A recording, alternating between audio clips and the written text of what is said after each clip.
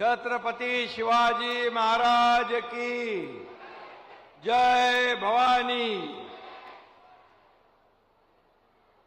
राजमाता जिजाऊना वंदन आणि पिठलं भाकरीच्या साध्या नैवेद्यावर भक्तांना प्रसन्न होणाऱ्या आणि गण गण गणात बोते असा घोष करणाऱ्या श्री गजानन महाराजांना देखील माझा नमस्कार। बुलढाण्यामध्ये आलं की आपल्या घरी आल्यासारखं वाटतं।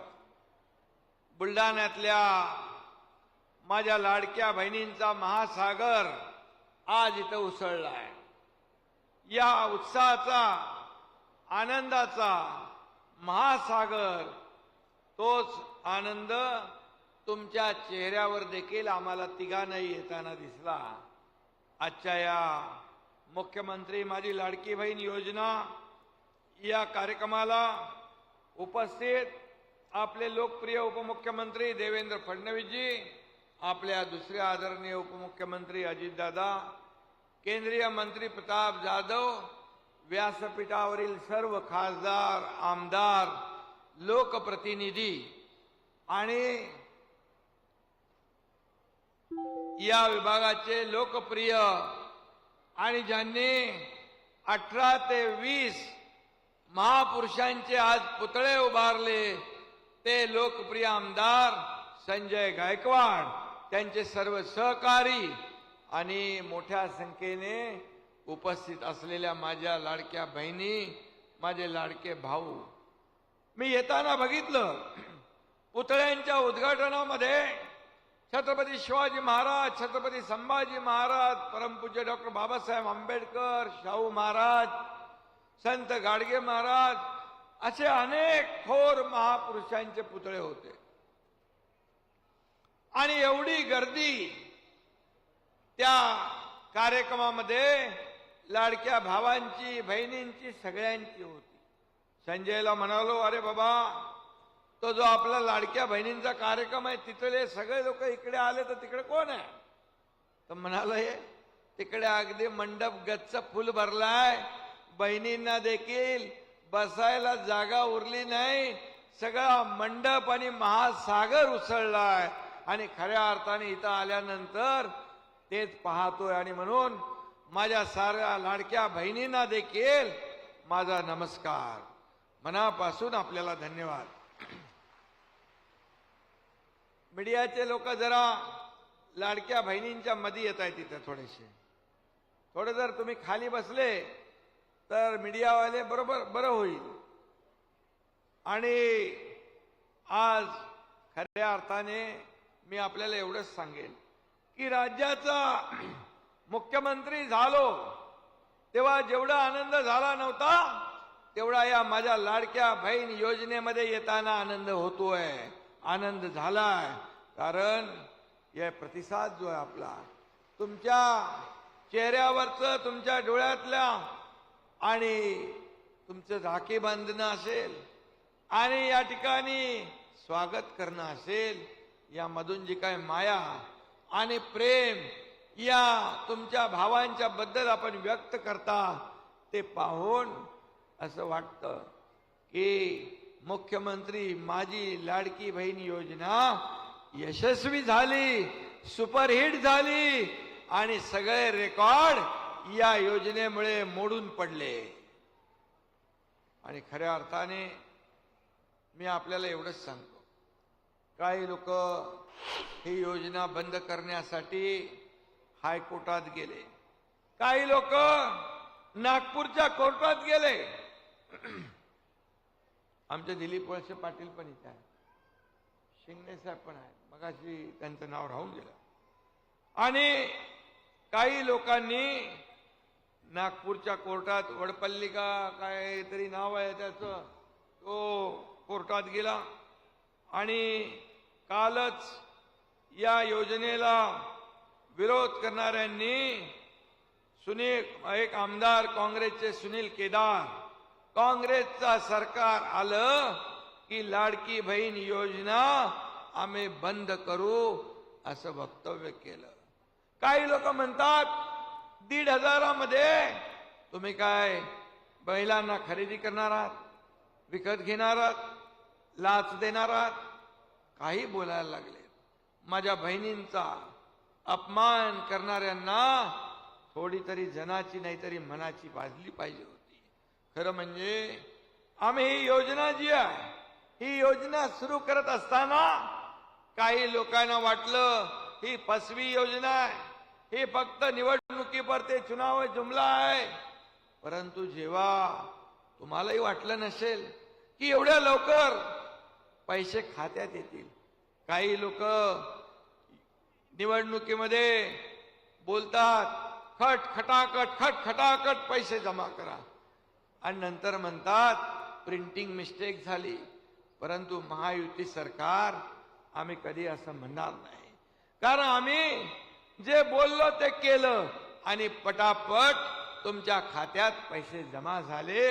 एवढ्या लवकर, एवढ्या विक्रमी वेळात, कमी वेळात महिलांच्या, माझ्या बहिणींच्या खात्यात पैसे जमा होणारी ही ऐतिहासिक, ही पहिली योजना आहे. हे देखील मी या ठिकाणी सांगू इच्छितो. दिलेला शब्द पाळणार हे आपलं सरकार आहे. आणि म्हणून आज काही लोक सुरुवात झाल्यानंतर योजनेला बदनाम करत होते, म्हणाले पैसे येणार नाहीत. जसे पैसे खात्यात आले की काही लोक म्हणाले पटापट पैसे काढून घ्या, नाही तर सरकार काढून घेईल. अरे बाबा, हे देणारं सरकार आहे, ही देना बँक आहे, हे घेणारं सरकार नाही. आतापर्यंत यापूर्वीचं सरकार हप्ते घेणारं होतं, हे सरकार तुमच्या खात्यात हप्ते भरणारं सरकार आहे. याचा आम्हाला अभिमान आहे, याचा आम्हाला अभिमान आहे. खरं म्हणजे ही योजना एवढी बदनाम करता येईल तेवढी केली. आणि नागपूरमध्ये कोर्टात कोण गेले? तेच काँग्रेसचाच माणूस. कालही कोणीतरी म्हणालं योजना बंद होईल, तेही काँग्रेसचे लोक, महाविकास आघाडीचे लोक. काँग्रेसने गेल्या 60 वर्षात देशाचं वाटोळं केलं. त्या काँग्रेसला माझ्या लाडक्या बहिणींचा सुखी संसार कसा आवडणार? आणि म्हणून त्यांच्याकडून आपण काय अपेक्षित धरणार? आणि म्हणून मी एवढंच सांगतो माझ्या बहिणींनो,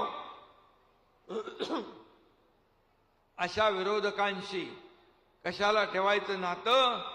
कायमचं बंद करा त्यांचं खातं. आणि म्हणून ज्या लोकांनी माझ्या बहिणींच्या या अतिशय महत्वाच्या योजनेत खोडा घालण्याचा प्रयत्न केलाय, त्या लोकांना माझ्या या बहिणी योग्य वेळेला जोडा दाखवल्याशिवाय राहणार नाहीत, असा विश्वास या ठिकाणी मी व्यक्त करतो. खरं म्हणजे कालच कोणीतरी म्हणालं की या योजनेचा काय फायदा काय होणार नाही, जनतेवर, माझ्या बहिणींवर, महिलांवर काय परिणाम होणार नाही. परंतु मी त्यांना सांगतो, एवढंच सांगतो की कोणत्याही राजकीय लाभासाठी ही मुख्यमंत्री लाडकी बहीण योजना आम्ही सुरू केलेली नाही. राज्यातल्या माता भगिनींच्या आयुष्यात सुखाचे, समाधानाचे दिवस आले पाहिजे, हीच आमची भावना आहे. आणि म्हणून या योजनेसाठी मगाशी अजितदादांनी सांगितलं की पूर्ण 33,000 कोटी या योजनेसाठी आम्ही बाजूला काढलेले आहे. आणि तुम्हाला एवढंच सांगतो की ही योजना ही कायम सुरू राहील. याचं कारण आपल्याला सांगतो, तुम्ही जेवढं बळ या सरकारला द्याल, आम्ही 1,500वर थांबणार नाही.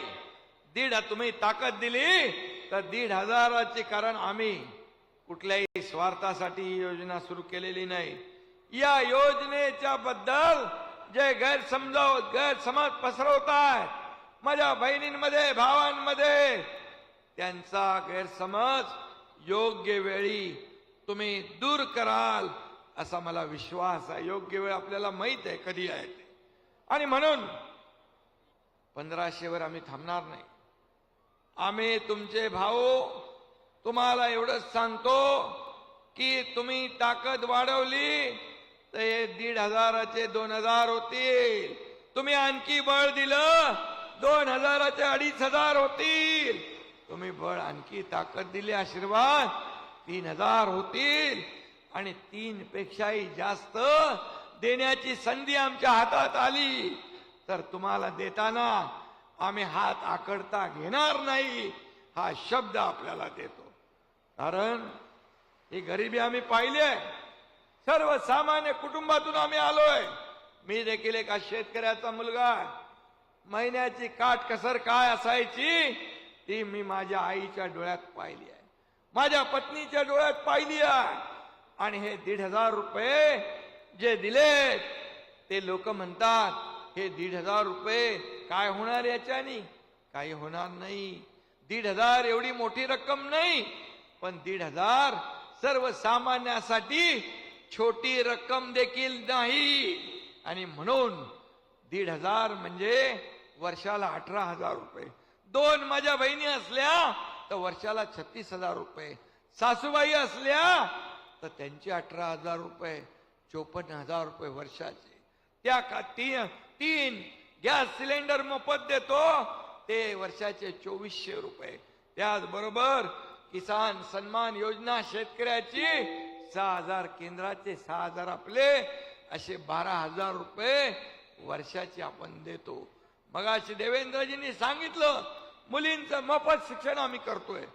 आणि ज्याला डॉक्टर व्हायचंय, इंजिनियर व्हायचंय, वकील व्हायचंय या राज्यामध्ये त्या मुलीला उच्च शिक्षण घेता येईल.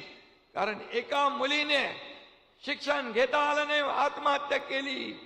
त्याच दिवशी आम्ही हा निर्णय घेतला आणि उच्च शिक्षण घेणाऱ्या मुलींना पूर्ण 100% फी माफ करून टाकण्याचा निर्णय आपल्या सरकारने घेतला.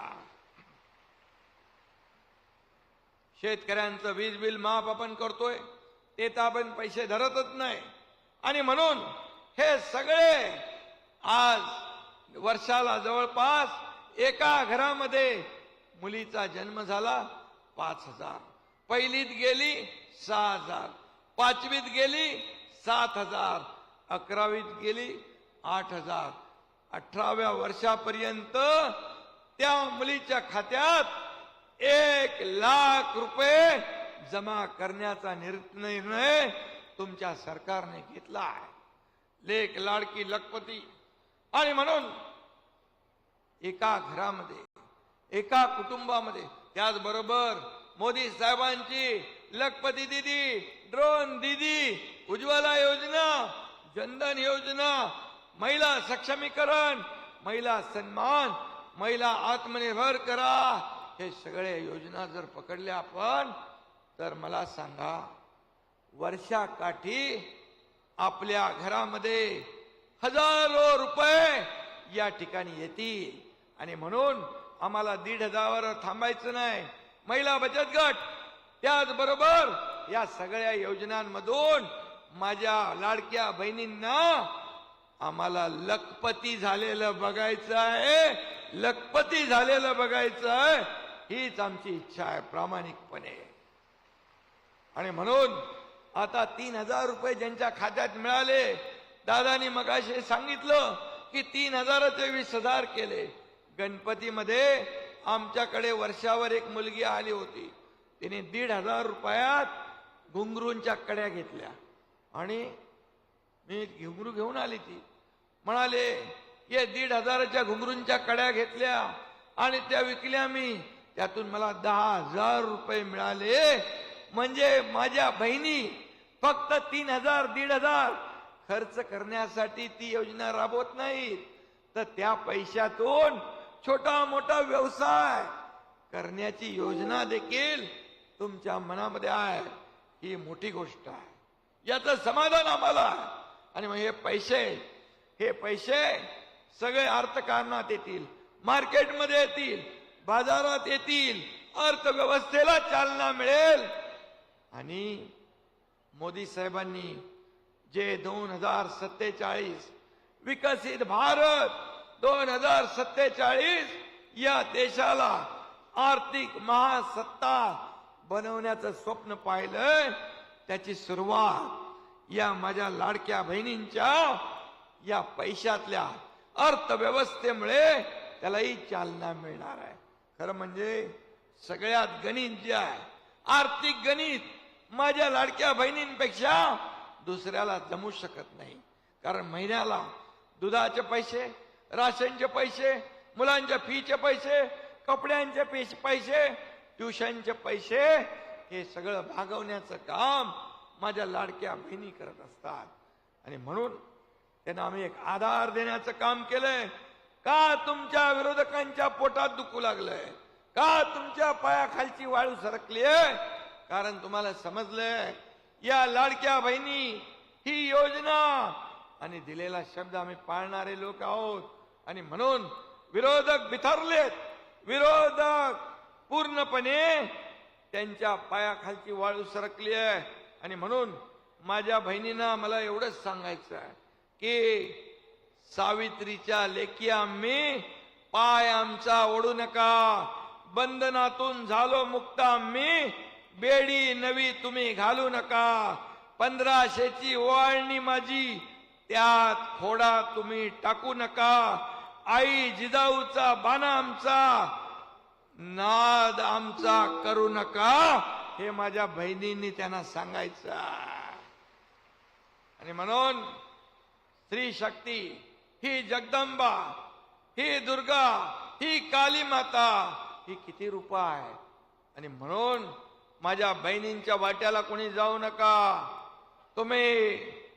आणि या योजनेमध्ये देखील खोडा घालू नका, एवढंच मी या प्रसंगी सांगतो. आणि काही लोक रोज या योजनेवर काही ना काय म्हणतायत. त्यांना तुम्ही कशी जागा दाखवायची ती बघा, तुमच्या हातात आहे. आणि म्हणून काही लोक म्हणाले की हे उद्योग पळाले, ते उद्योग पळाले. मगाशी अजितदादांनी सांगितलं, सेमी कंडक्टर चिप जे आहे त्याचं उद्घाटन केलं आम्ही. आज या राज्यामध्ये मोठ्या प्रमाणावर उद्योग येतात. या ठिकाणी पायाभूत सुविधा, रोड, रस्ते आपण करतोय, इकडे कल्याणकारी योजनाही करतोय.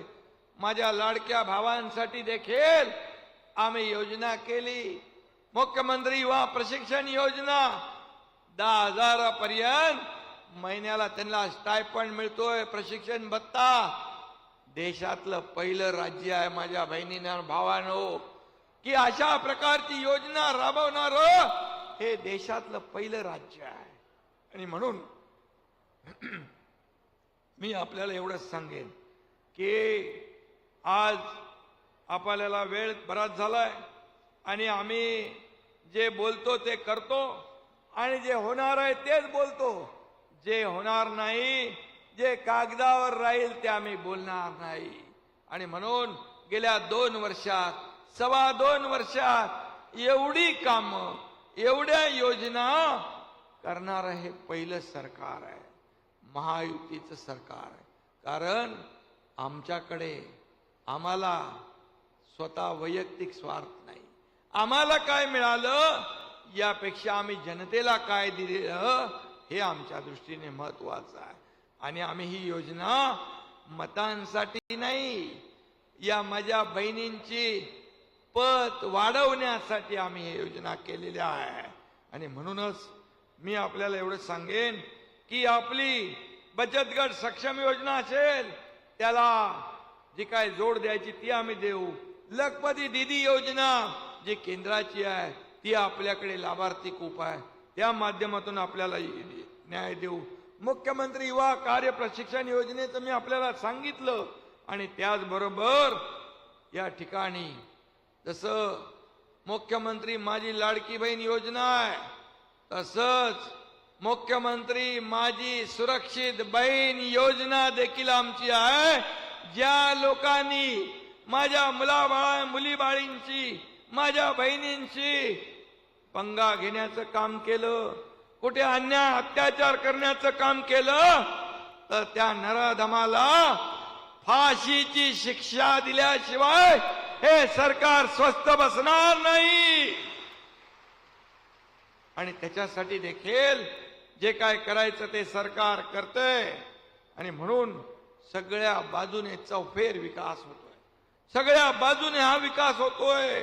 आज पण बघा, इथे जिल्हाधिकारी कार्यालय ते नवीन भूसंपादन पुनर्वसन कार्यालय सुरू केलं, जिल्हा पोलीस अधीक्षक कार्यालय झालं, पोलीस वसाहतीचं लोकार्पण झालं, स्वर्गीय भाऊसाहेब फुंडकर शासकीय कृषी महाविद्यालयाचं भूमिपूजन झालं.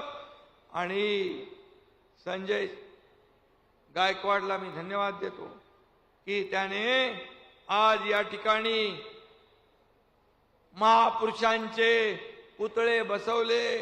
आज त्यांची प्रेरणा मिळेल. हे पहिलं शहर आहे की एवढ्या मोठ्या प्रमाणावर महापुरुषांच्या प्रतिमा इथे उभ्या झाल्या. त्यांच्या समोर नतमस्तक होण्याची संधी तुम्हाला आम्हाला मिळणार आहे. तिथून ऊर्जा प्रेरणा मिळणार आहे. आणि खऱ्या अर्थाने संजय गायकवाड यांचं मी मनापासून अभिनंदन करतो. एक चांगली संकल्पना घेऊन तुम्ही हा प्रकल्प राबवताय.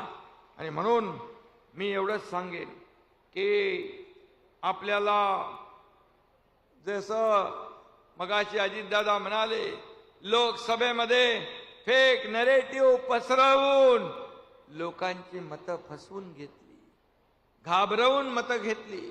पण माणूस एकदाच फसतो, पुन्हा पुन्हा फसत नाही. खरं म्हणजे संविधान बदलणार, आरक्षण जाणार, अशा खोट्या अफवा पसरवल्या. पण मी तुम्हाला सांगतो की संविधान हे बाबासाहेबांनी लिहिले आहे, घटना बाबासाहेबांनी लिहिली आहे. आणि म्हणून जब तक सूरज चांद रहेगा संविधान कायम बना रहेगा, बाबा साहेब तेरा नाम रहेगा, हे मी या ठिकाणी सांगतो. आणि आता काँग्रेसचे नेतेच म्हणतायत इथं देशात नाही विदेशात जाऊन आरक्षण रद्द करणार म्हणून. म्हणजे डॉक्टर बाबासाहेबांचा अपमान, संविधानाचा अपमान, ज्यांना आरक्षण मिळालंय त्यांचा अपमान. परंतु हे महायुती सरकार या सगळ्यांच्या पाठीशी खंबीरपणे उभा आहे. आणि म्हणून अशा लोकांनी आज कुठं कुठं काँग्रेसचे लोक आंदोलन करतायत. खरं तर त्यांनी राहुल गांधींच्या घरासमोर जाऊन आंदोलन करायला पाहिजे. कारण आरक्षण रद्द करण्याची भाषा जे बाबासाहेबांनी दिलंय, जे घटनेने आपल्याला दिलंय, ते रद्द करण्याचा अधिकार तुम्हाला कुणी दिला. आणि म्हणून तुमचे खायचे दात आणि दाखवायचे दात वेगळे आहेत. कारण नेहरूंपासून सगळ्यांनी अनेक वेळा आरक्षण रद्द करण्याची भाषा केली आहे. आणि म्हणून यांना आपल्याला योग्य धडा शिकवायचा आहे. मला एवढंच सांगायचं आहे, आता काश्मीरमध्ये 370 कलम हटवणार म्हणून काही लोक बांग देऊ लागले. अरे काश्मीर हा आपल्या देशाचं नंदनवन आहे. आज मोदी साहेबांच्या नेतृत्वाखाली गृहमंत्री अमित शाह साहेबांनी 370 कलम हटवलं, काश्मीर आजाद झाला. आणि त्यांच्या गळ्यात गळे घालणारे खरे देशद्रोही हे दहशतवाद्यांच्या पाठीशी आहेत का? तुम्हाला पुन्हा मुंबई आणि महाराष्ट्रात बॉम्बस्फोट घडवायचे आहेत का? राज्यात पुन्हा दहशतवादी हल्ले घडवायचे आहेत? आणि काही लोक तर दहशतवाद्यांचं समर्थन करणारे लोक आपण गळ्यात गळे घालणारे पाहिले. दहशतवादी अब्दुल गुरुचं समर्थकांना दिल्लीच्या मुख्यमंत्री पदावर बसवलं. हा किती मोठा देशद्रोह आहे. आणि म्हणून यांना योग्य वेळी त्यांची जागा दाखवली पाहिजे. एक देशभक्ती आणि राष्ट्रभक्ती एकीकडे आणि देश विघातक शक्तींना पाठिंबा देणारे दुसरीकडे. देशभक्ती आणि देशद्रोह याचा आपण विचार करण्याची आवश्यकता आहे. आणि म्हणून केंद्रामध्ये जे मोदी सरकार आहे, राज्यात आपलं महायुतीचं सरकार आहे, हे डबल इंजिनचं सरकार असल्यामुळे या ठिकाणी राज्याचा चौफेर विकास होतोय. शेतकऱ्यांसाठी योजना येते आहे, 12,000 रुपये वर्षाला. सोयाबीन, कापूस कांदा या उत्पादकांना देखील दिलासा देण्याचं काम केंद्र आणि राज्य सरकार करतंय. आणि म्हणून एका विचारात म्हणून आम्ही जातो दिल्लीला जातो, योजना आणतो, पैसे आणतो, तेव्हा म्हणतात दिल्लीला जाऊन काय करता? हो, दिल्लीला जातो आम्ही, पण राज्याच्या भल्यासाठी जातो. तिकडे गली गलीमध्ये मला मुख्यमंत्री करा, मला मुख्यमंत्री करा, मला मुख्यमंत्री करा असं लोटांगण घालायला आम्ही नाही जात. आम्ही या राज्याच्या भल्यासाठी जातो, या राज्याच्या हितासाठी जातो. माझ्या दुष्काळग्रस्त भागातल्या लोकांना पाणी देण्यासाठी जातो. हा शेतकऱ्यांसाठी आम्ही जातो. आणि म्हणून माझ्या बहिणी आणि भावांनो, तुम्हाला माझी एवढीच विनंती आहे, राज्य आणि केंद्रात जेव्हा समविचारी एका विचाराचं सरकार असतं त्या राज्याची भरभराट होते, ते राज्य वेगाने पुढे जातं. आणि म्हणून जास्त काही आपल्याला सांगण्याची आवश्यकता नाही. आपण सुज्ञ आहात. ही योजना आणि मी ज्या योजना वाचून दाखवल्या या सर्व योजना बिलकुल चालू राहतील. एकही योजना बंद पडणार नाही. हा मुख्यमंत्री म्हणून माझे दोन्ही उपमुख्यमंत्री यांच्या वतीने मी शब्द आपल्याला देतो, कुणी काही चिंता करण्याची आवश्यकता नाही. आणि जे काही बोलतायत त्यांना म्हणाव, 2.5 वर्ष तुमच्या हातात सत्ता होती, का नाही 1 रुपया दिला? का नाही एक तरी योजना आणली? का बघत बसले? आम्ही अरे तुम्ही दिलं नाही, पण आम्ही द्यायला लागलो, कारण तुम्हाला घेण्याची सवय होती, त्यामुळे तुम्ही दिलं नाही. आम्हाला देण्याची सवय आहे. सर्वसामान्य माणसाच्या जीवनात आनंद आला पाहिजे, सुख आणि समृद्धी आली पाहिजे, म्हणून आम्ही काम करतोय. तिथे सहकार्य करायचं सोडून विरोध करून योजना बंद पाडण्याचं पाप आपण करताय. येणाऱ्या विधानसभेच्या निवडणुकीमध्ये तुम्हाला हे सर्व हिशोब, माझ्या लाडक्या बहिणी आणि भाऊ, तुम्हाला हिशोब दिल्याशिवाय आणि तुमच्याकडून हिशोब घेतल्याशिवाय आणि तुम्हाला जागा दाखवल्याशिवाय राहणार नाही. एवढंच मी या प्रसंगी सांगतो. आणि तुम्हाला मनापासून खूप खूप शुभेच्छा देतो. तुम्ही बराच वेळापासून बसलेला आहात. आम्हालाही फार म्हणजे तुम्ही एवढ्या प्रेमाने, एवढ्या लांबून येता, आल्यानंतर ज्या भावनेने, ज्या प्रेमाने, ज्या मायेने स्वागत करता, हे पाहून आता मला एक बहीण आहे, परंतु आता मला वाटतं